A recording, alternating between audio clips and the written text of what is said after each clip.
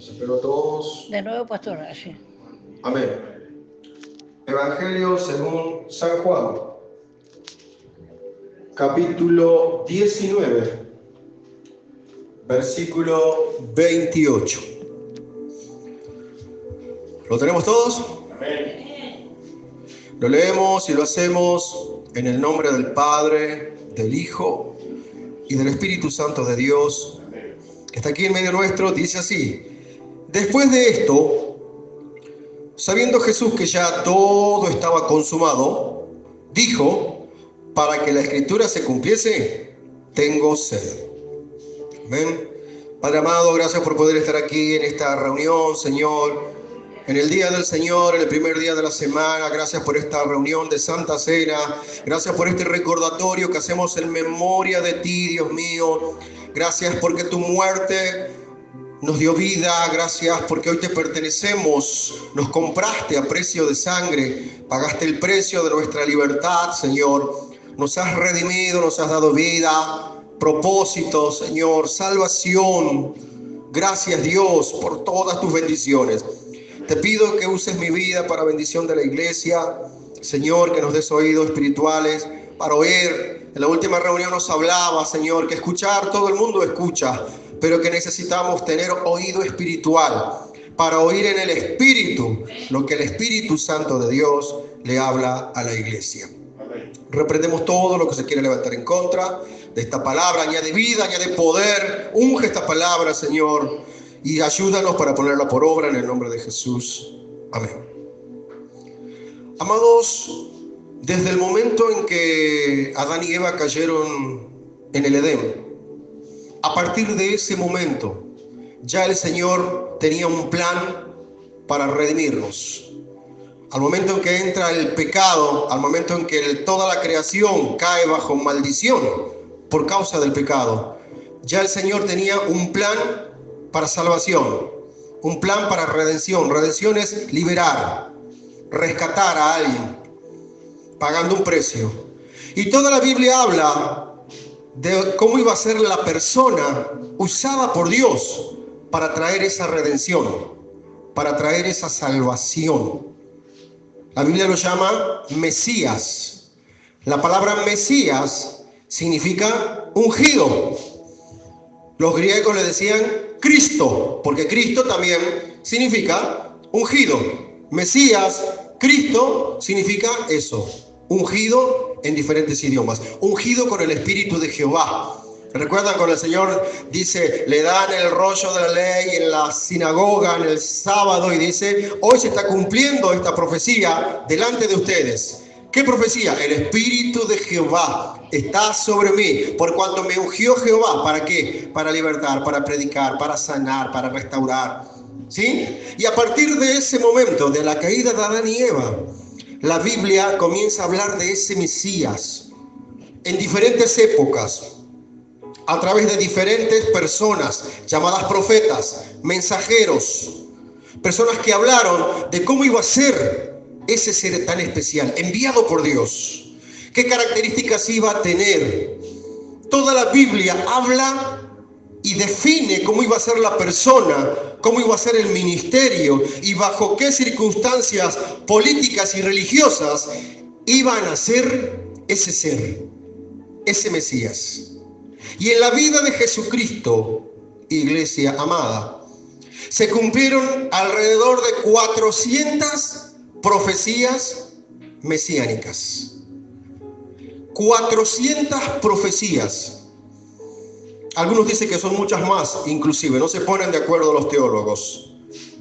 400 características que debía reunir esa única persona que podía pagar el precio de nuestra redención. Humanamente era imposible lograr que una misma persona coincida en todo eso. ¿Me entiendes? Pero en Cristo Jesús se cumplió. ¿Cuánto damos gloria a Dios por eso? Para que ninguno de nosotros nos quepa duda que el Mesías enviado por el Padre para la redención de la iglesia es Cristo, que no tenemos que esperar otro Mesías. Amén.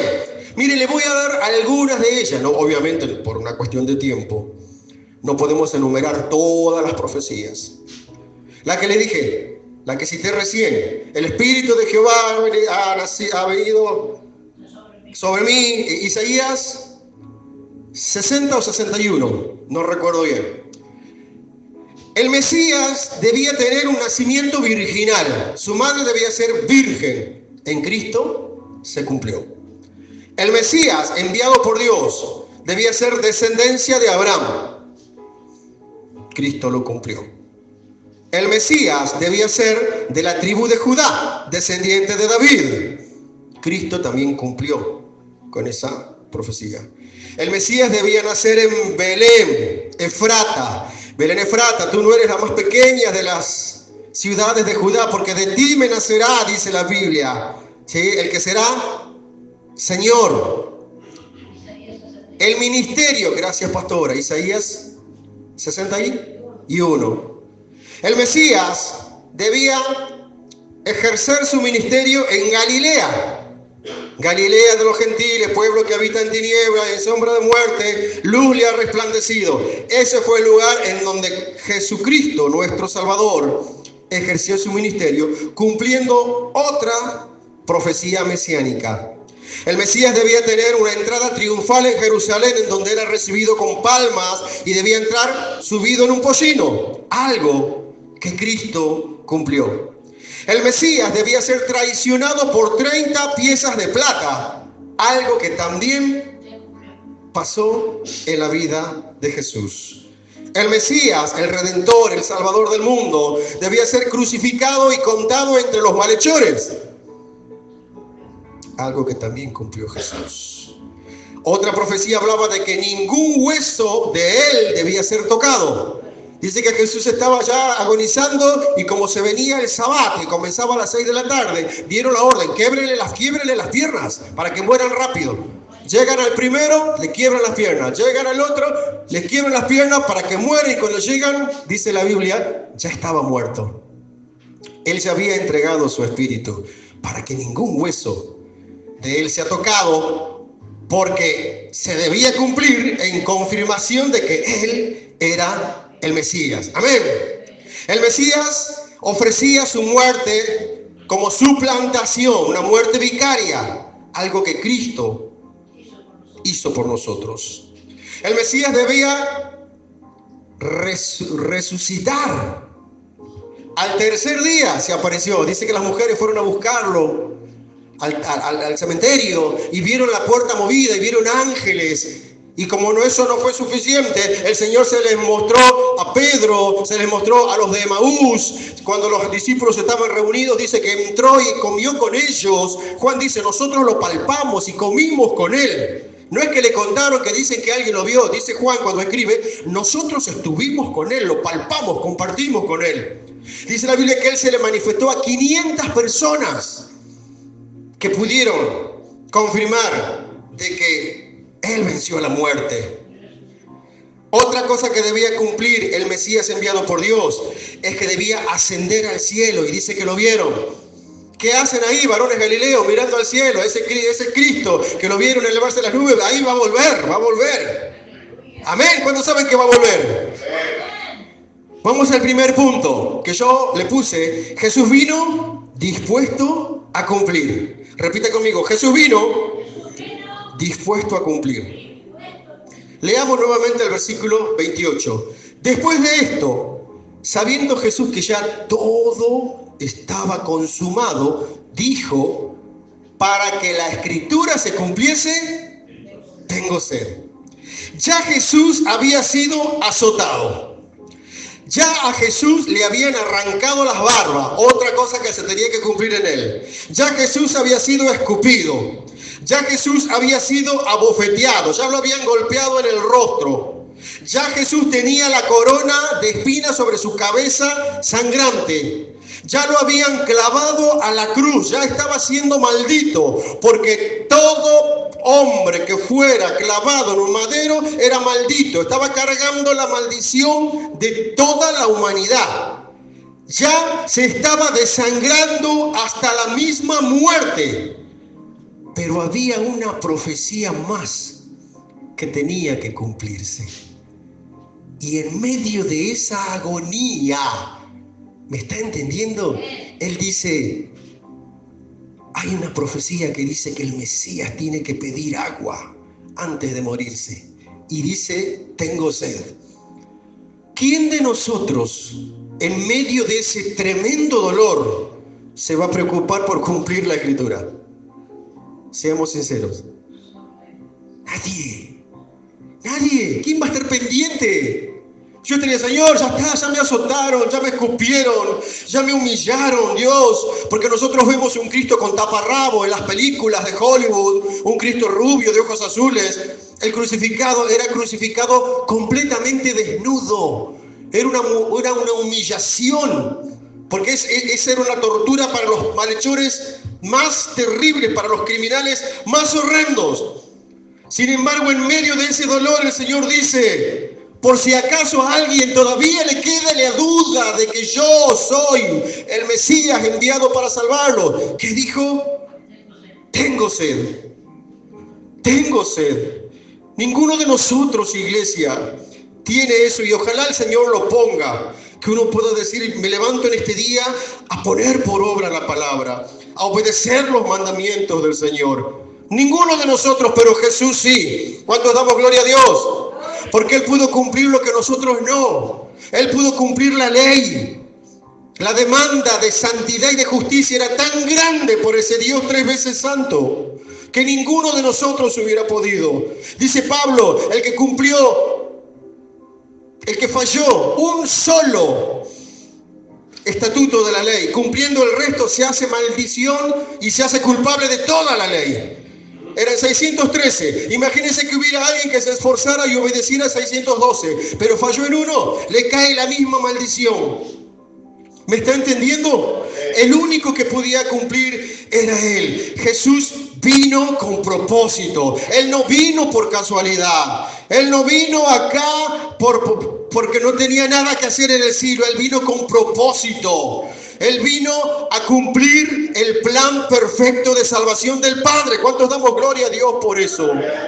Él no vino a hacer su voluntad. Él dice, yo no vine a hacer mi voluntad. Vine a hacer la voluntad del que me envió. Yo no vine a hablar mis palabras. Yo vine a hablar las palabras del que me envió. Yo no vine a buscar gloria para mí. Yo vengo a glorificar al que me envió. Y esa obediencia que Él sí pudo dar, el Padre la imputa en nosotros. Por eso hoy nosotros tenemos una herencia gloriosa en los cielos. ¿Cuántos damos gracias al Señor por eso? Porque sin Cristo estábamos perdidos. Hubiéramos estado perdidos. Amén. Segundo punto, iglesia. Jesús vino dispuesto a suplir. Lea conmigo, versículo 29. Versículo 29. Y estaba allí una vasija llena de vinagre. Entonces ellos empaparon, después de que Jesús dijo, tengo sed, estaba allí una vasija llena de vinagre. Entonces ellos empaparon en vinagre una esponja y poniéndola en un hisopo, se la acercaron a la boca. Versículo 30. Cuando Jesús hubo tomado el vinagre, dijo, ¿qué dijo? Consumado es. Y habiendo inclinado la cabeza, ¿qué dice? Entregó el espíritu. No es que después que él bebió el vinagre justo lo alcanzó la muerte. Está escrito, entregó el espíritu. Él entregó su espíritu. ¿Qué dice en otro pasaje? Yo entrego mi vida porque tengo poder para entregarla y después tengo poder para tomarla. Porque por cuanto en él no hubo pecado, la muerte no pudo retenerlo, dice Pablo. Tuvo que soltarlo porque no había mancha en él. Nunca la hubo. En todo su ministerio, iglesia amada, Jesús lo único que hizo fue dar amor, bondad, provisión al necesitado. Dice la Biblia que a él se le estremecían las entrañas cuando veía la necesidad de las personas. Cuando vio la multitud dispersa, sin pastor, y la multitud tuvo hambre, ¿qué hizo Jesús? Suplió, proveyó para ellos, multiplicó 5 panes y 2 peces, hasta que comieran en abundancia, dice la Escritura. ¿Lo ha leído? Y sobró. Jesús hizo ese milagro para que al ver a la multitud hambrienta tuviera que comer. La Biblia nos cuenta cómo había un leproso que corrió a los pies de Cristo, se arrodilló y le dijo: Señor, si quieres, puedes sanarme, limpiarme. ¿Qué dijo Jesús? Sí quiero. Lo tocó y lo limpió. Se limpió. El leproso que corrió a él, Cristo le dio sanidad. Al ciego que gritó, no permitiendo que la multitud lo calle, ¿qué hizo el Señor? Le abrió los ojos. Al sordo que corrió a Cristo, ¿qué hizo el Señor? Le abrió los oídos. Cuando el Señor iba a sanar la hija de Jairo, creo que era, o el siervo del centurión, el siervo del centurión, dice que va caminando y cuando va entrando a la ciudad, ve a una viuda que iba enterrando a su único hijo, la viuda de Naín. Había una mamá que ya había quedado viuda, tremenda tragedia, se quedó sola y el único hijo que tenía para sostenerla también se murió. Jesús iba a hacer otro milagro, pero dice que mientras iba a responder la necesidad de otra persona, vio a una mamá llorando y se le acercó y cuando la vio le dijo: mujer, ¿por qué lloras? Señor, es mi único hijo, lo llevo ya a enterrarlo. ¿Qué dice que hizo Jesús? Tocó el féretro, algo que nadie hacía, porque tocar un cuerpo muerto implicaba entrar en inmundicia.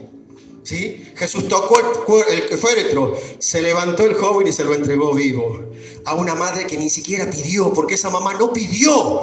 Cristo vio el dolor de esa mamá y obró en consecuencia, porque no había ninguna necesidad que él viera que se quedara sin respuesta, porque él vino a suplir la necesidad de la humanidad, la mayor necesidad de la humanidad, la salvación. Él la vino a suplir. ¿Cuántos damos gloria a Dios por eso? Al endemoniado gadareno el Señor le transformó la vida. Dice la Biblia que estaban en las bodas de Caná de Galilea. ¿Y qué pasó? Faltó el vino. Una boda judía duraba 7 días. El maestro Sala calculó mal. Faltó el vino y le dice: Jesús, no hay más vino. Lo peor, era lo más humillante que le podía pasar a un judío, que todos sus invitados se queden sin vino. ¿Qué dice Jesús? Traigan las tinajas. Llénenlas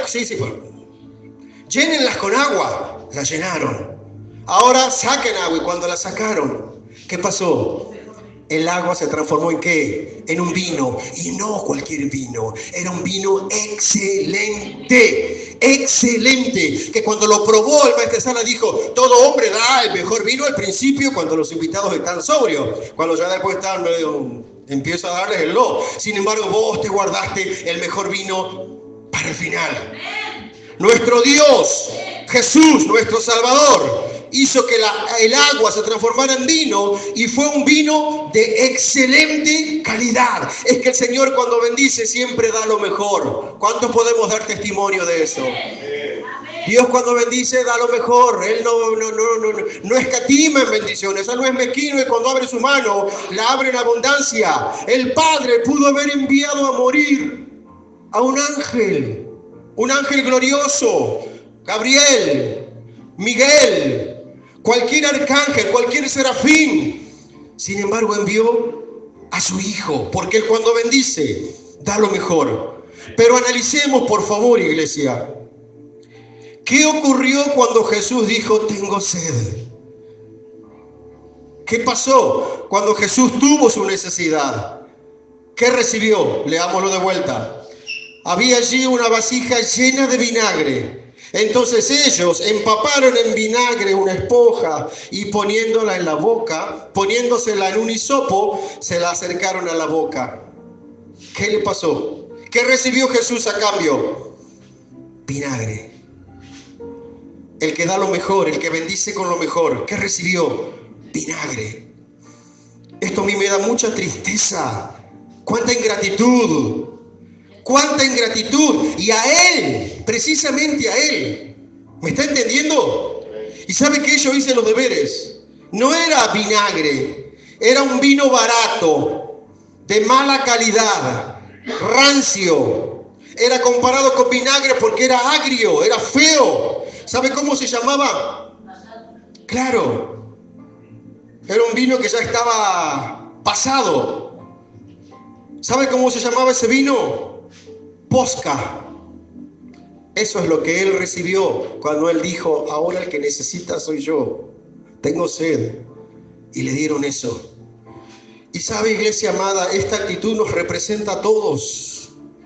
A nosotros, hagamos lo propio el mensaje. Esta actitud me representa a mí.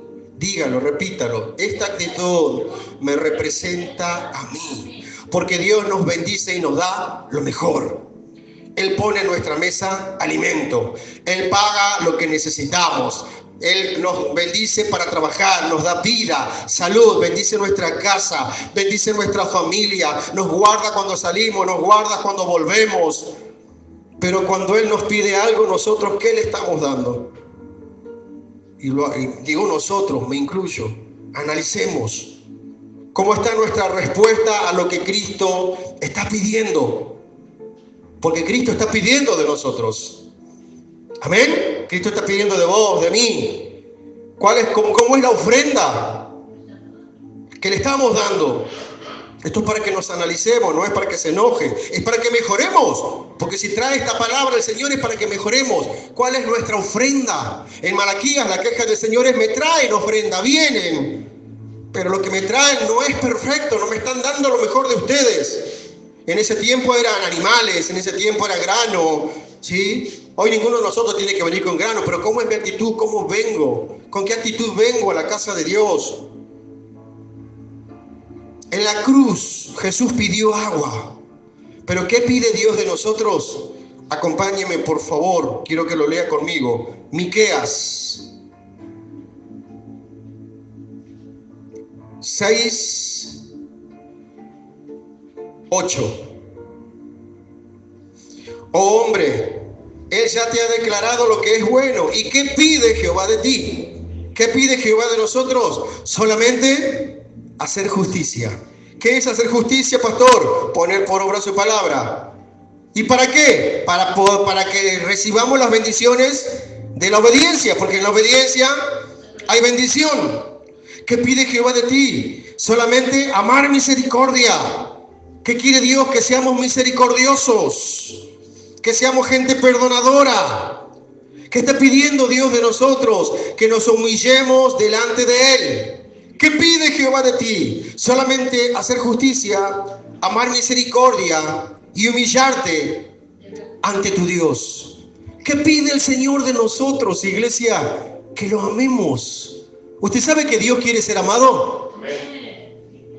Él es adorado por millares de ángeles, por la eternidad. De la eternidad y hasta la eternidad. Él es adorado por millares de ángeles. Sin embargo, Él quiere que lo amemos. Decile a tu hermano: Dios quiere que lo amemos. Dios quiere que lo amemos. Pero pastor, ¿por qué afirmás que Dios quiere que lo amemos? ¿Sabe por qué? ¿Cuál es el primer gran mandamiento? Amarás a Jehová tu Dios con todo tu corazón, con toda tu mente, con toda tu alma, con todas tus fuerzas.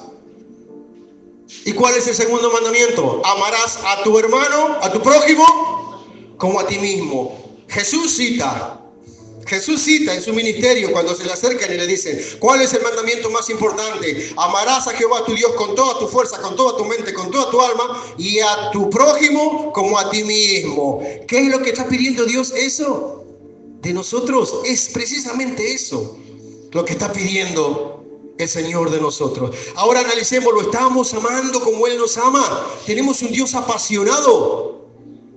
Cristo es un Dios apasionado. La pasión lo hizo enfrentar la cruz.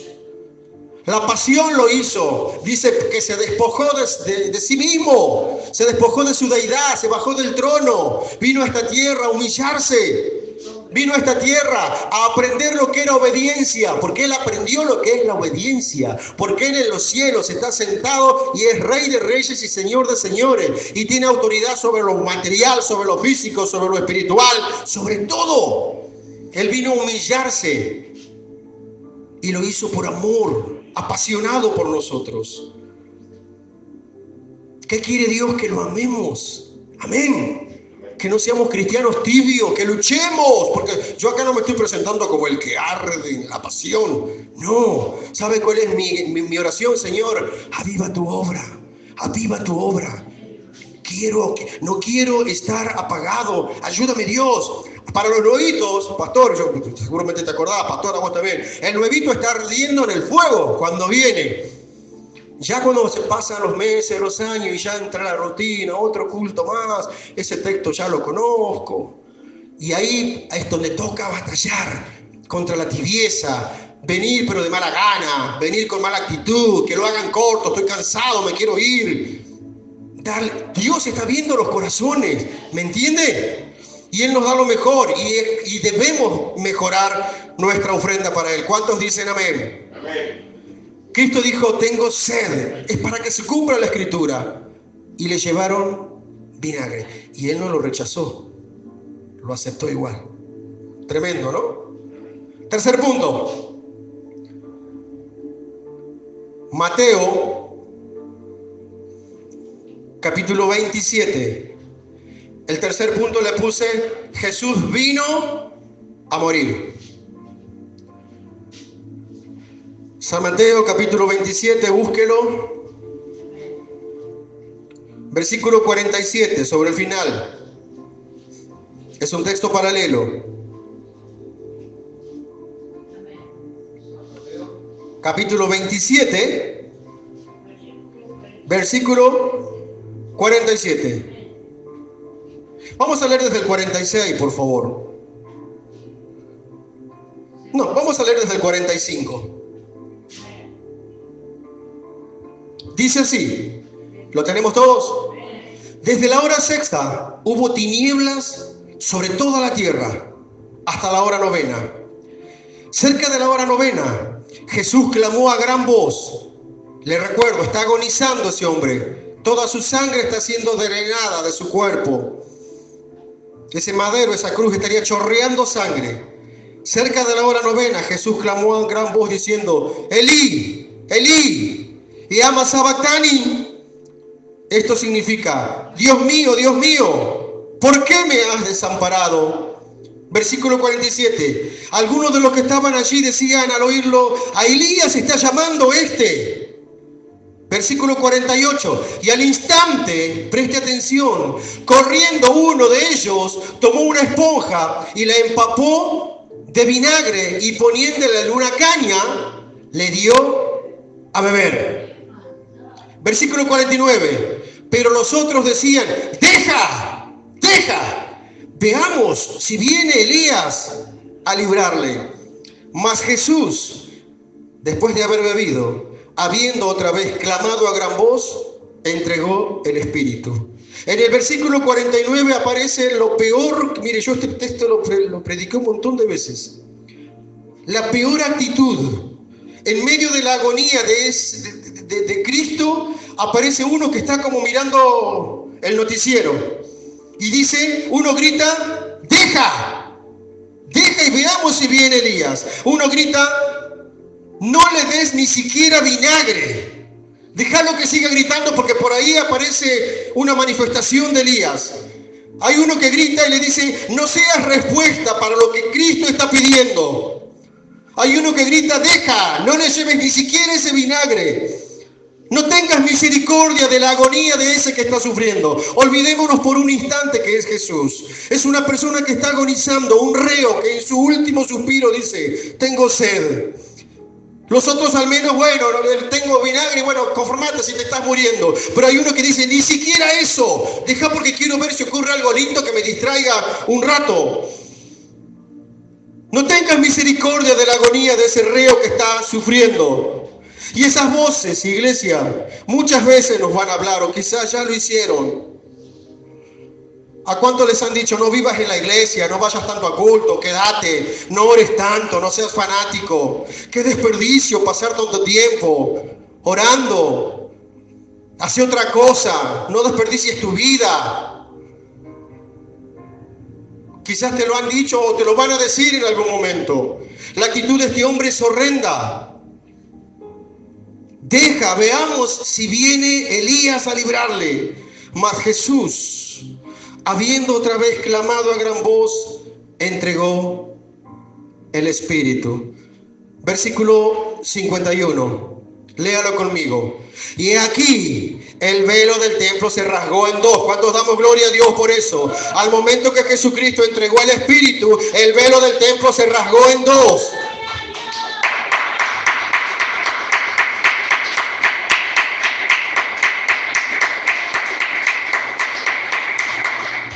El velo del templo se rasgó en dos, desde arriba hacia abajo, y la tierra tembló y las rocas se partieron. Jesús vino a darnos salvación.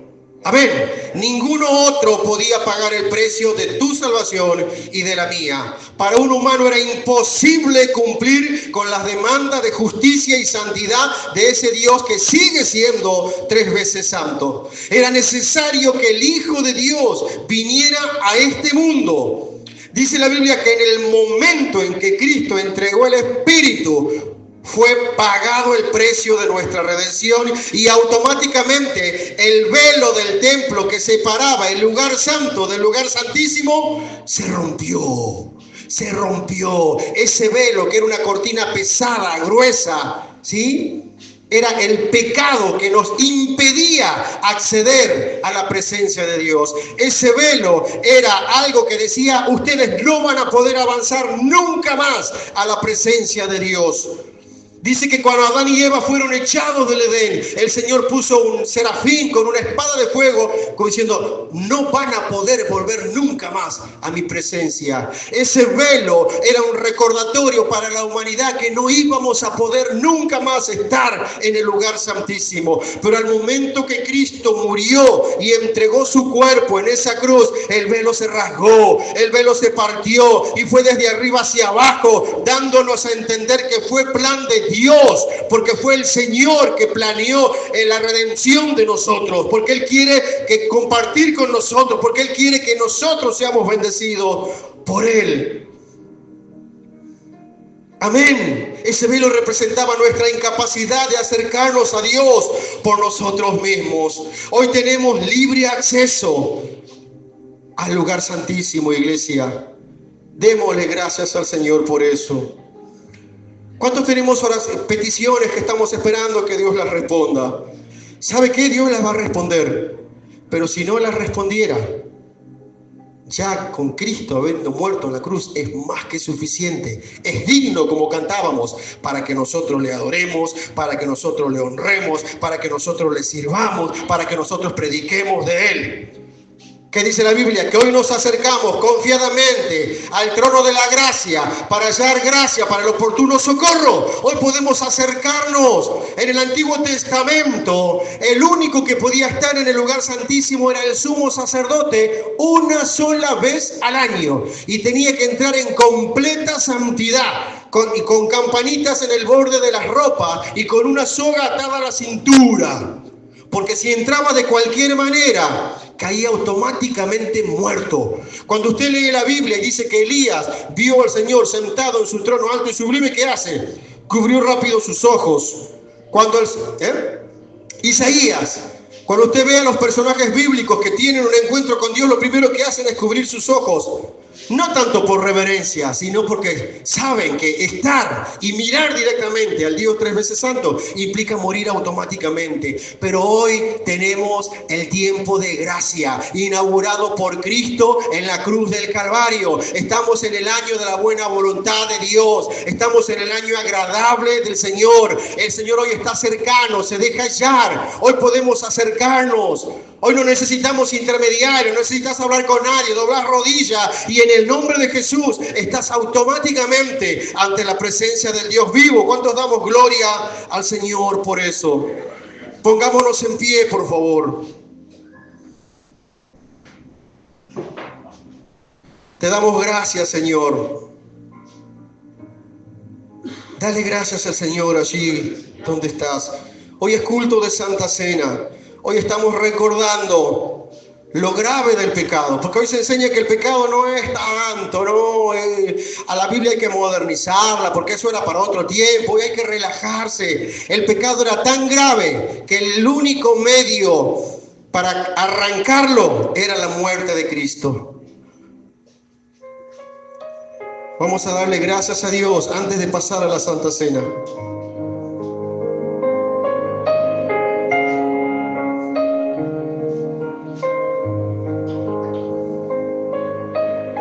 Él es digno, Él es digno, Él es digno, Él es digno, Él es digno.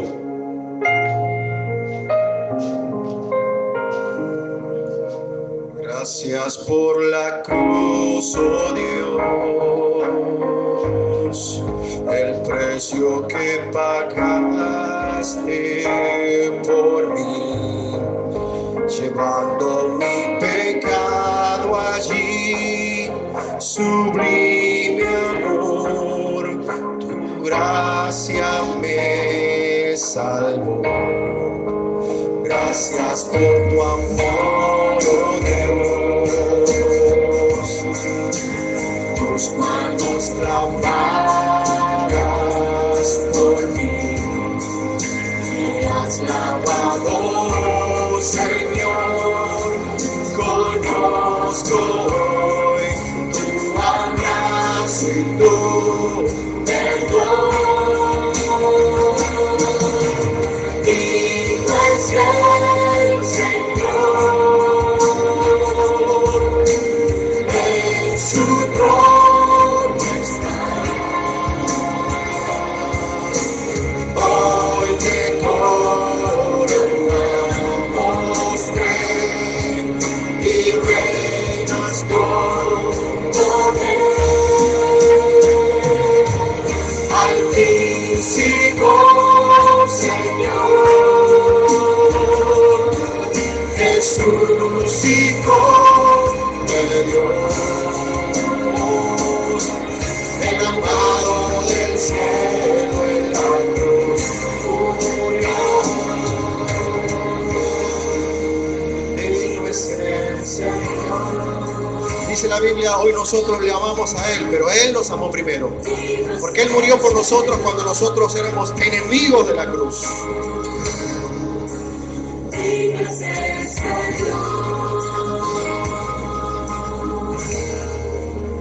Gracias por la cruz, oh Dios. Danos un corazón agradecido, Señor. El precio que pagaste por mí, llevando mi pecado allí, sublime amor. Tu gracia es por gracia, no es por obra. Gracias por tu amor, gracias por amarnos con amor eterno. Gracias por amarnos de manera apasionada. Gracias por pagar el precio, Señor. Gracias porque éramos indignos de todo. Pero tú nos miraste, Señor. Tuviste misericordia, Dios, y nos diste vida. Gracias por no dejarnos como estábamos perdidos.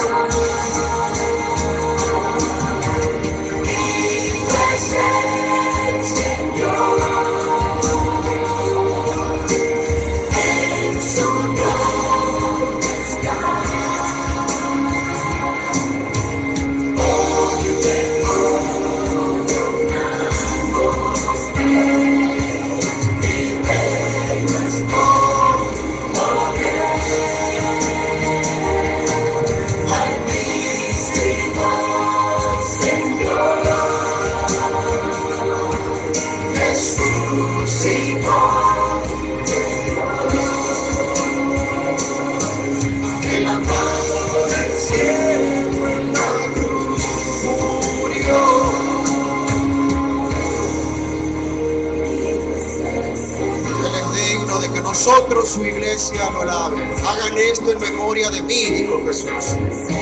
Que no se les olvide, que no se te olvide, iglesia, cómo era nuestra condición sin Cristo. Que no se te olvide cuál era nuestro futuro sin Cristo. Por eso Él es digno de que le alabemos, sin importar las circunstancias que estemos viviendo. Él es digno de que la iglesia lo alabe, lo adore, lo exalte. En su trono está. Te coronamos, Rey. Que venga a nosotros tu reino, que venga a nosotros tu reino, Señor. altísimo Señor, Jesús, Hijo de Dios, el amado del cielo en la cruz.